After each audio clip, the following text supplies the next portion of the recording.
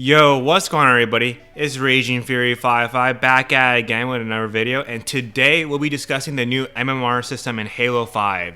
I made a video about this about a month ago thinking that MMR was loosened for all players, but I was wrong. Instead, I was in a unique situation where my MMR was quite low compared to other players because I was accidentally exploiting the MMR system without even knowing it. Crazy, right? Before we go any further in the video, please slap that like button and subscribe, it really helps me out.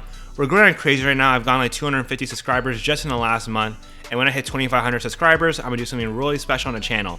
Anyway, back to the subject of the video. An employee of 343 Industries, whose name I would not even try and pronounce because I'll probably butcher it, recently made a post on the new MMR system in Halo 5. First, he explains the difference between MMR and CSR, which I'll just read out loud for you guys who don't know what these things are. MMR, or Matchmaking Rating, is the most accurate prediction of a player's ability to win matches. MMR tells how well a player is expected to play in their next match given their history, party size, the playlist, and a given game mode within the playlist. In the data, it is currently hyper accurate at predicting who will win each match. CSR, or Competitive Skill Rating, is a visible rank players see, Platinum, Onyx, etc. A visible indicator that combines how much a player has won with how difficult the wins have been for a given playlist. CSR will follow MMR around and players prove they deserve the expected MMR.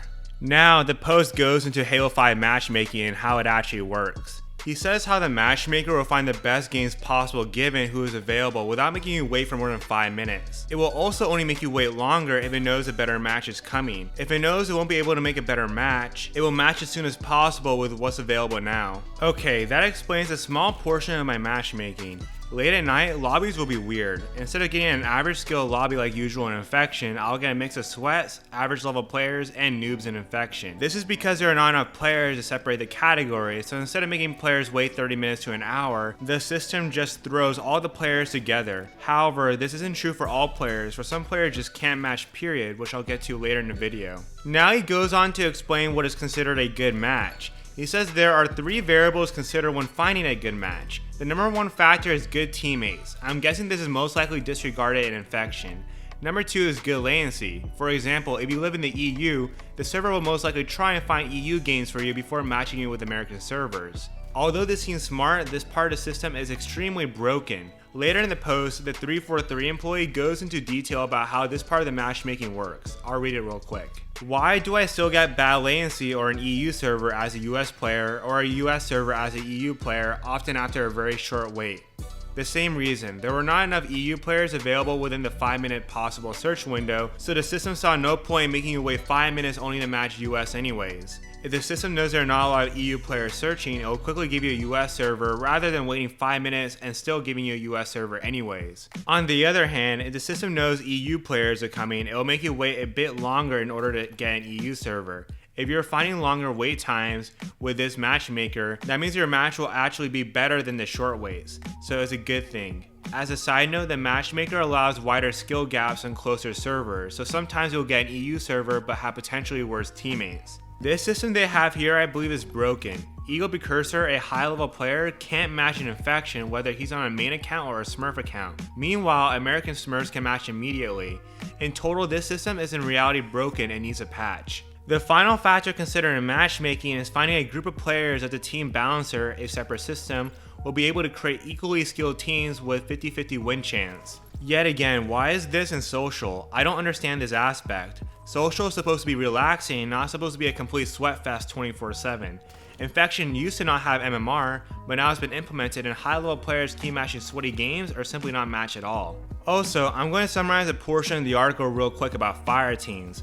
Fire teams boost your MMR. So for example, if you're in a fire team of 3, it'll boost your MMR hella high, like 2x or even 3x, but I don't know the exact amounts. For example, even though my 2 buddies, Cider for Life and X-Noobslayer X555, aren't the best players, when we search in a fire team of 3, we'll match sweaty lobbies because our MMR is being increased significantly. Okay, so now how do we exploit MMR in social playlists on a main account and why is it so broken? Before I say what I'm about to say, I do not condone this. What I'm talking about is for educational purposes, and if you try and do what I'm about to say, it may lead you to getting banned, so be wary. Okay, so basically the new matchmaking system in Infection and other social playlists is based off of your CSR and ranked. That's why we have players like Jerks who has like 100 KD in his second account and still matches absolute randoms. Additionally, that's why my matches are still pretty average and not the sweatiest lobbies in the world.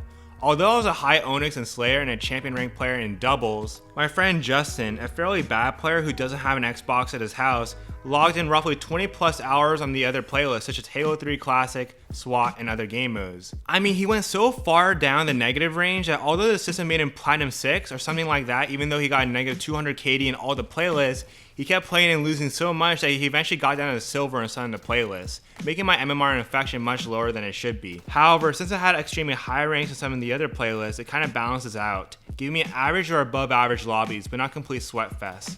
So basically, in order to get some good social playlist lobbies, all you have to do on your main account is hop into some ranked games and go so far down in the negative range that the system thinks, holy shit, this is the worst player in the world, and then get silver or bronze ranked players in social. This strategy will permanently affect your social MMR and allow you to match an infinite amount of god lobbies even if you achieve 100 KD in infection and a 100% win ratio. Okay, so why is this strategy dangerous? It's because if you ever hop into ranked ever again and completely destroy bronze kids, the system will think you're trying to abuse the ranked system and will know you dropped a bunch of games in ranked on purpose and will ban not just your account but your actual console. This is what some other members of the community told me, so yeah, just be careful. Now, smurfing still works I think because if you play 0 games in ranked, the system thinks automatically that you're a bronze player and matches you with the worst kids in the world. In total, the MMR system in social and infection is extremely dumb and should just be removed in my opinion. Like back in Halo Reach, I was really bad at the game and I had fun regardless if I matched sweats or noobs.